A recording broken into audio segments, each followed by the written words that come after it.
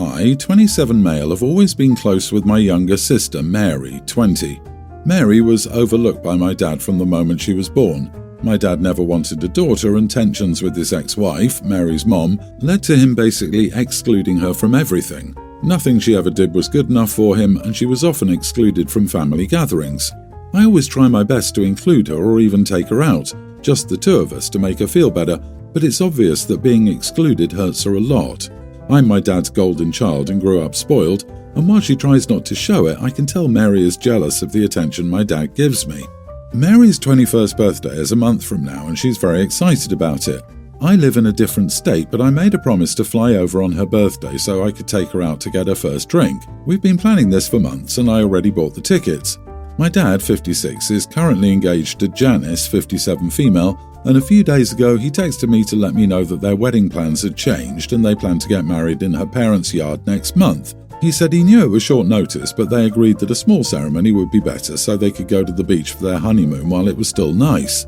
Now, my problem isn't the short notice. My problem is that day is also Mary's birthday. Not even a day before or later. He plans to marry on his daughter's birthday. I brought that up and my dad brushed it off, saying it was just a date and it wasn't like my sister was going to celebrate her birthday with us anyway. I told my dad I already had plans to fly down and celebrate Mary's birthday with her and I couldn't make both events. He seemed shocked by this and asked why I didn't just cancel the birthday celebration to go to his wedding since I was already paying to come down. I could even bring Mary along and celebrate with her there if it meant that much to me. I'll admit, this made me angry because the least he could do was acknowledge his daughter's birthday. I told my dad that I planned to spend the day with Mary and that I would only come to his wedding if she was invited and decided to go. He tried to argue with me, saying that birthdays come every year and weddings don't, to which I responded that this is his third wedding, so it's not that special, but my sister turning 21 is very special. My dad hasn't spoken to me since, but Janice and other family have been calling and texting me non-stop. Janice told me that my dad has been crying and miserable over what I said and that my selfishness had ruined their wedding. I'll admit that what I said may be harsh, but I also stand by it. I'm not the one being selfish, and if my dad wants his child at his wedding that badly, he can have both of us or nothing. However, my dad and family are still mad at me, saying that I'm being petty and ruining his big day. So, am I the idiot? This is your third wedding, it's not that special. OP, you're a hero and not the idiot. I would bet every penny I have that your dad did this intentionally. Screw him. The only valid reason to go to his wedding is to crash it with Mary and make a scene. Not that I'm suggesting this. I wouldn't say they did this on purpose, but I wouldn't be surprised if Dad doesn't know his daughter's birthday.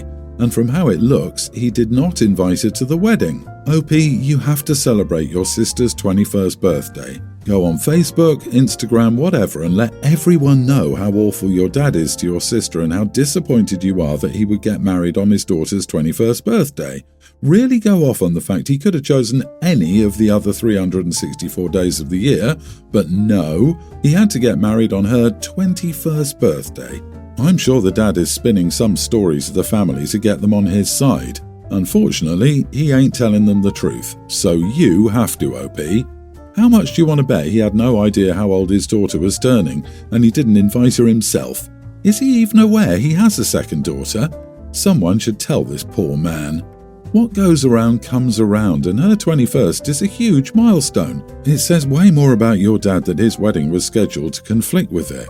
Good for you for being a supportive influence on your sister, despite your father's awful behaviour. I'm the youngest of 4 siblings by far. I'm a 22-year-old female and my husband is a 26-year-old male. My siblings are 30 female, 32 male and 33 male. Between the 3 of them, they have a combined 14 children. They all have multiple children. None of them went to college and they all work lower-paying entry-level jobs. I graduated last year. I studied college and high school and worked as a nurse. My husband works on planes. Our household income is about $200,000 and the average where we live is about $80,000, I think. This is all relevant. My parents like hosting big family functions for every holiday, bringing the whole family together. Ever since I was a teenager, my siblings have always asked me for favours, mostly to babysit. I did it for a while when I was around 16, but I quickly realised they didn't appreciate anything and there was nothing in it for me, so I stopped. For the past 6 years, I've had the don't ask me for anything stance, since my siblings are the type to ask for favours, but never offer to help you if you need it. They always borrow money from our parents but never pay it back. My oldest brother is getting evicted, and he asked if he and his girlfriend and their 4 kids could stay with me and my husband. My husband and I own a 4-bed, 2-bath home. I told them no because they have a habit of settling in somewhere and not paying rent and refusing to leave.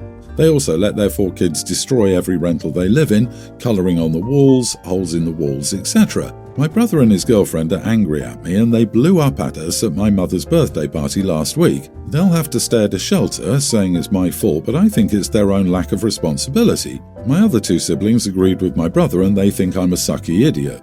I think that my siblings suck, and I don't want my house getting torn up by their heathens. I know that if I let them move in, I'd end up having to evict them, and they wouldn't pay for anything at all. I think it's not fair that they always ask me for money because I make more money than they do, and they treat my husband and I like we're some kind of upper-class snobs because we worked hard and made good choices in life to be able to buy a house early. Am I the idiot for not helping my siblings?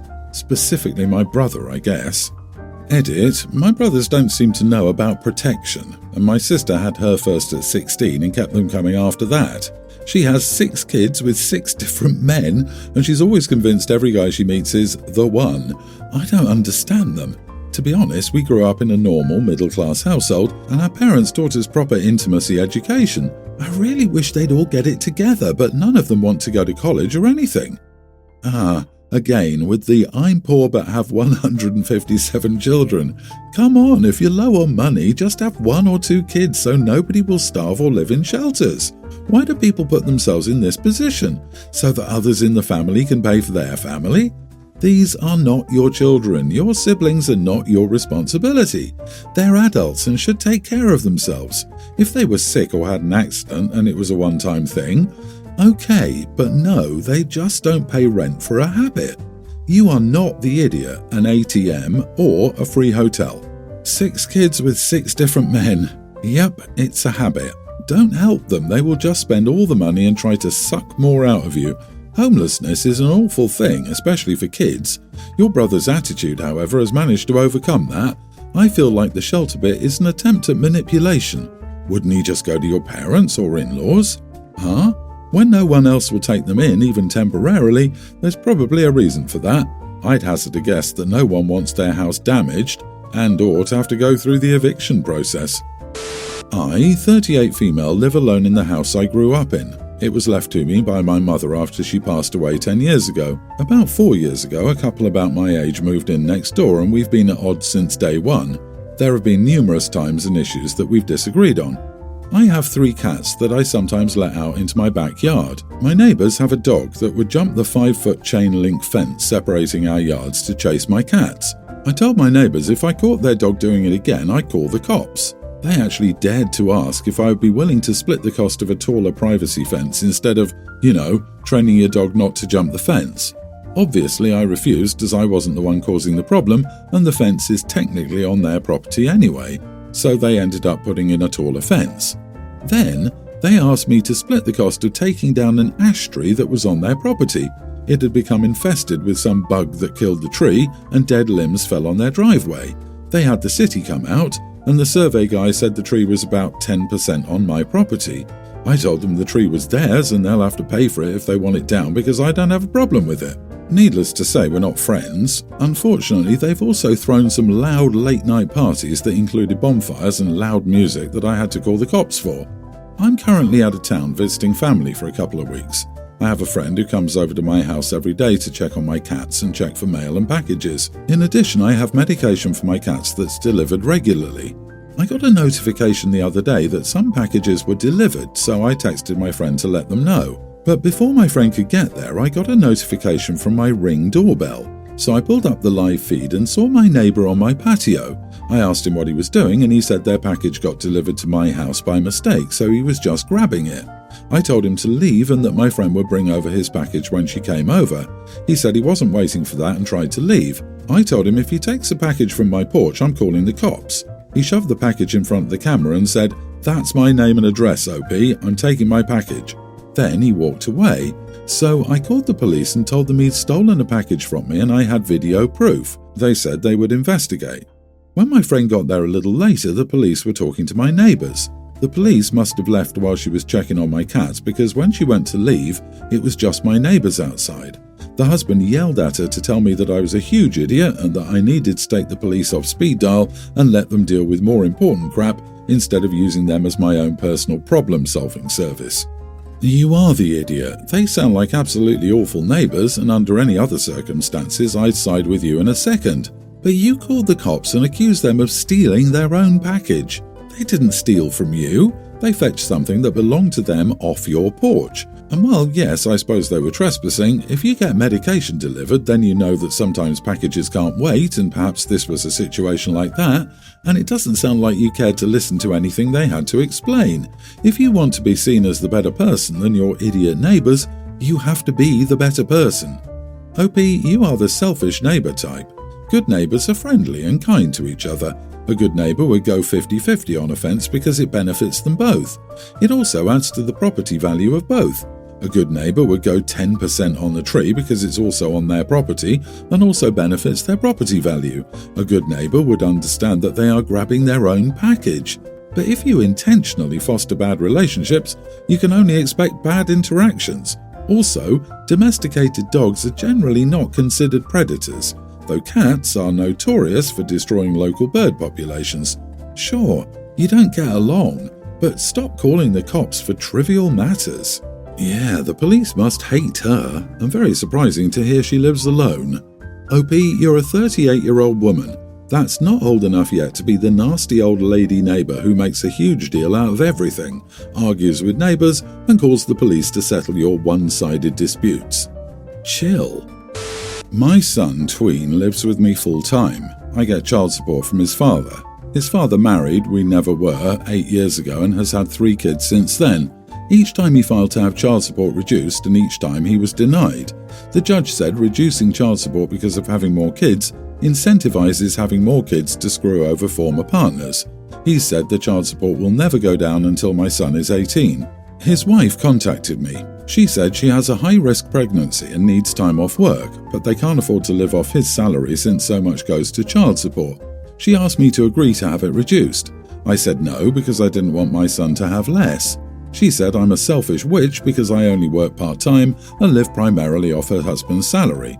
She said I should get a real job or find my own man instead of relying on someone else's for support.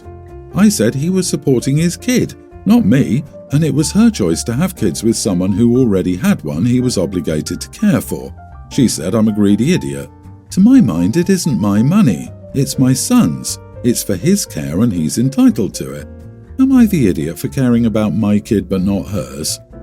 Not the idiot. If she and her husband can't afford more children, they shouldn't have more children. You're doing the job of a full-time single parent and a part-time job. You're using child support to support your child how it's supposed to be.